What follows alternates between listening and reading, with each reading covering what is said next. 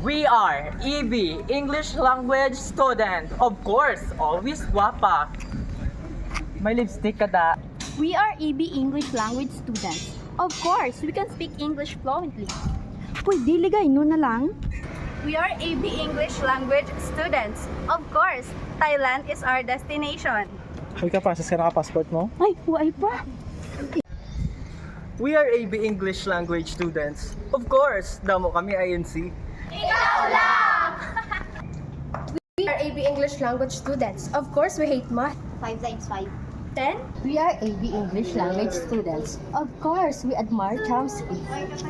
Yugs, katalaka, nagidya ka maturi niya, labot ko da. We are AB English language students. Of course, we comprehend well. Ay, ato gani hamba ka ginani mo. Duway ko intindiya.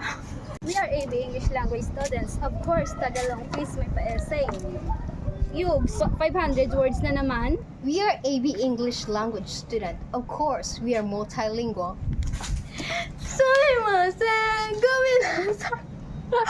We are AB English language students. Of course, we are good with our pronunciation. That's 8 na. We're AB English language student. Of course, we love writing a poem. Esophagus.